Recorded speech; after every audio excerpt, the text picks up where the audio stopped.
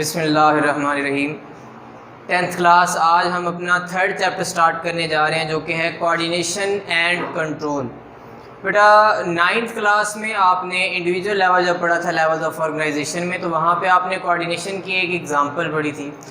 Coordination basically हम कहते हैं रब्त को, राब्ता, उसको आप कोऑर्डिनेशन का नाम देते हैं। हमारी बॉडी में, किसी भी ऑर्गेनिज्म की बॉडी में, जो कोई भी लिविंग ऑर्गेनिज्म है, उसके जो मुख्तलिफ आमाल सर अंजाम दिए जा रहे होते हैं, जो उसकी बॉडी के मुख्तलिफ फंक्शंस होते हैं, वो सारे के सारे फंक्शंस कोऑर्डिनेटेड होते हैं। उसकी एक बॉडी पार्ट की कोई भी मुकम्मल तौर पे कंट्रीब्यूशन 100% किसी भी काम में मौजूद नहीं होती, बल्कि बहुत सारे जो हमारे बाकी पार्ट्स हैं बॉडी के, बहुत सारे बाकी जो सिस्टम्स हैं बॉडी के, वो आपस में कोऑर्डिनेट करके वो एक ख़ास टास्क जो है वो परफॉर्म करते हैं। तो कोऑर्डिनेशन जो है बेसिकली हमारी बॉडी पार्ट्स में, किसी भी ऑर्गेनिज्म के बॉडी पार्ट्स में, उसके सिस्टम्स में जो आपस में राब्ता है, जो कोऑर्डिनेशन है, जो कंट्रोल है, जो ऑर्गेनाइजेशन है, जो आप कह सकते हैं टीम वर्क है, उसको आप कोऑर्डिनेशन का नाम देते हैं। तो डेफिनेशन इसकी देखेंगे आप, the organisation control and working together of different body parts to bring output efficiently. किसी भी काम को, किसी भी आउटपुट को बहुत ही बेहतर अंदाज में करने के लिए, एफिशिएंटली परफॉर्म करने के लिए हमारी जो बॉडी पार्ट्स मुख्तलिफ मिल के काम करते हैं, जो टीम वर्क करते हैं, उसको आप कोऑर्डिनेशन का नाम देते हैं। अब वहाँ दो एग्जाम्पल है बेटा जो आपने याद रखनी है। मसलन वाइल राइटिंग समथिंग, कुछ भी आप लिख रहे हैं, लिखते हुए हमारे उंगलियां और हमारे जो हाथ यानी कि इनके मसल्स, हमारे जो बाजू हैं उनके मसल्स सिर्फ वो काम नहीं कर रहे, बल्कि हमारी आंखें और इसके अलावा हमारा ब्रेन मुकम्मल तौर पे जो है वो कोऑर्डिनेट कर रहा होता है, हमारी हेल्प कर रहा होता है। और यानी सोचने के लिए जो हमने लिखना है वो सोच के ही लिखना है, और देखने के लिए कि हम क्या लिख रहे हैं, हमारी आंखें, हमारे बॉडी जो मुख्तलिफ बॉडी पार्ट्स हैं वो हमारी उंगलियों का और हमारे हाथों का साथ दे रहे होते हैं, कोऑर्डिनेट करके चल रहे होते हैं, मिल के काम कर रहे होते हैं। तो इसी तरह जी while writing something not only our hands and finger work but also eyes, brain and muscles, जो हमारे बाजुओं की मसल्स हैं वो मिलके कोऑर्डिनेशन में काम करते हैं। और ये एग्जांपल आपने 9th में पढ़ी थी कि कोई भी शख्स जब कॉन्टीन्यूस एक्सरसाइज कर रहा है, जब लगातार कोई काम कर रहा है, कोई मेहनत मुशक्क़त वाला काम कर रहा है, तो सिर्फ़ और सिर्फ उसके जो मसल्स हैं, जो उसके बॉडी के यानी हैंड्स के और उसके अलावा टांगों के जो मसल्स हैं, सिर्फ वो काम नहीं कर रहे होते, बल्कि उस शख्स के जितने भी नहीं, ये मस्कुलर सिस्टम सिर्फ ये काम नहीं कर रहा, बल्कि उसका नर्वस सिस्टम मुकम्मल तौर पे कोऑर्डिनेशन कर रहा है। मसलन एक कॉमन सी बात है बेटा कि हाथ हिलाना है, हमारे स्केलेटल मसल जो हैं हमारे कॉन्शियस कंट्रोल में ना, तो हमारा जो हमारा सोमैटिक नर्वस सिस्टम है बाकायदा तौर पे उनको डायरेक्ट करता है कि यहाँ पे हिलाना है, इस तरह से इसको कॉन्ट्रैक्ट करना है, इस तरह से रिलैक्स करना है। तो वो चीज़ें हमारे नर्वस सिस्टम मुकम्मल तौर पे हमें ये चीज़ें जो है बता रहा होता है, वो हमारे साथ कोऑर्डिनेट कर रहा होता है। इसके अलावा चूँकि लगातार एनर्जी जो है वो ज़ाया हो रही होती है काम में, तो एनर्जी की जब डेफिशिएंसी होती है, ऑक्सीजन की कमी हो जाती है, तो ब्रीदिंग रेट तेज़ हो जाता है। आपने ये पढ़ा भी है कि हमारा रेस्पिरेटरी सेंटर जो होता है वो कार्बन डाइऑक्साइड की कंसनट्रेशन के लिए सेंसिटिव है। तो जब रेस्पिरेशन बहुत ज़्यादा होगी, कार्बन डाइऑक्साइड बढ़ गई, ऑक्सीजन कम होगी, तो ब्रीदिंग तेज़ होगी ताकि ज़्यादा से ज़्यादा ऑक्सीजन अंदर है और कार्बन डाइऑक्साइड निकले, जल्दी ऑक्सीजन सेल्स तक पहुँचे, जल्दी हमारी जो एनर्जी ATP है वो मसल्स को मिले और कंटिन्यूस एक्सरसाइज जो है वो जारी रहे।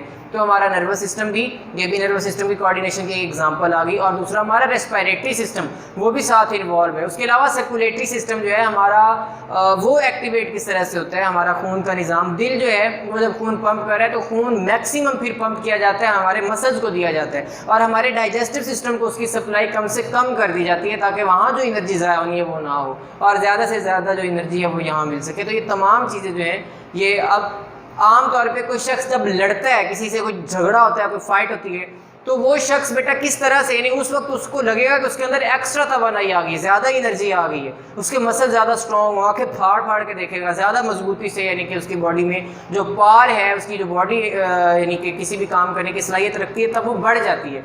उसके अलावा एक और एग्जांपल है, किसी के पीछे कोई कुत्ता लगा हो मिसाल के तौर पे, वैसे उससे अगर एक बड़ा गड्ढा नहीं पार किया जा रहा, एक दीवार अगर पार नहीं हो रही, अगर उसके पीछे कुत्ता लगा दिया जाए या कोई इस तरह का जानवर उसके पीछे लगा हुआ, कोई खतरा है उसके पीछे, वो 2-3 दीवारें इस तरह की आसानी से फैलांग देगा, यानी बहुत तेज़ी से फैलांगेगा, यानी जो आम तौर पे नॉर्मल हालात में उससे नहीं होता, यानी कि वो डर खौफ वगैरह में भी जो है उसकी बॉडी वो ज़्यादा एफिशिएंटली वर्क कर रही होती है। तो ये तमाम चीज़ें जो हैं ये कोऑर्डिनेशन में आती हैं, हमारे पूरी बॉडी पार्ट्स जो हैं वो आपस में कोऑर्डिनेट कर रहे होते हैं। इसके बाद हमारे पास है जी कोऑर्डिनेशन जो है, इसकी 2 टाइप्स हैं, एक है नर्वस कोऑर्डिनेशन और एक है केमिकल कोऑर्डिनेशन। इन दोनों में डिफरेंस शॉर्ट क्वेश्चन में आपने बहुत अच्छे से याद रखना है। ये डिफरेंस मैंने बता दिया है बेटा। नर्वस कोऑर्डिनेशन जो है वो नर्वस सिस्टम करवा रहा होता है। हमारा जो नर्वस सिस्टम है यानी ब्रेन और स्पाइनल कॉर्ड और नर्व्स जिसमें मौजूद हैं, जिसके कंपोनेंट्स हैं, वो करवाते हैं। जबकि केमिकल कोऑर्डिनेशन हमारा एंडोक्राइन सिस्टम कहलाता है। एंडोक्राइन और एक्सोक्राइन दो सिस्टम है। एंडोक्राइन सिस्टम बेसिकली जो है वो ग्लैंड्स और हार्मोन के साथ डील करते हैं।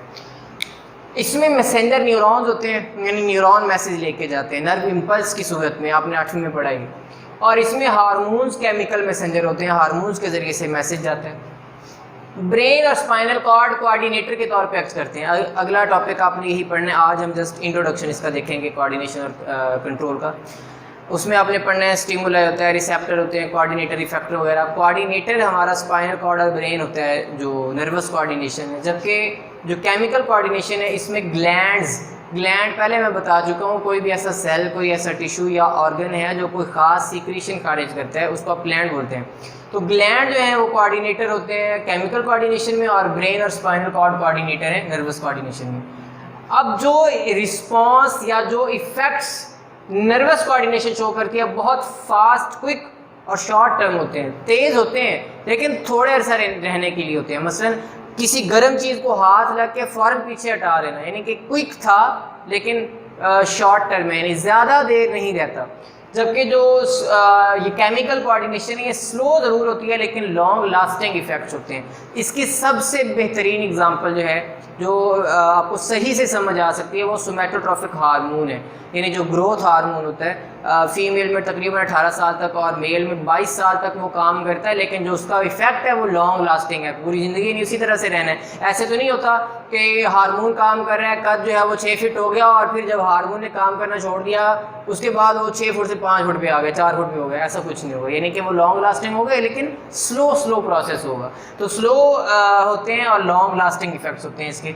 उसके बाद है not present in plant and some other organism. ये जी आपके लिए है असाइनमेंट कि दूसरे कोई ऑर्गेनिजम्स बताएं या ऑर्गेनिजम्स के ग्रुप्स बेसिकली बताएं जिनमें नर्वस कोऑर्डिनेशन नहीं होती। प्लांट्स में दिमाग नहीं है जी, उनमें नर्वस कोऑर्डिनेशन, उनमें केमिकल कोऑर्डिनेशन, सिर्फ केमिकल कोऑर्डिनेशन होती है। जबकि ये वाली जो कोऑर्डिनेशन है ऑलमोस्ट सारे के सारे ऑर्गेनिज्म शो करते हैं। जिनमें नर्वस नहीं है उनमें तो केमिकल है ही सही, और नर्वस कोऑर्डिनेशन शो करने वाले मैक्सिमम ऑर्गेनिज्म जो है उनमें केमिकल कोऑर्डिनेशन ज़रूर होती है। Example reflex action.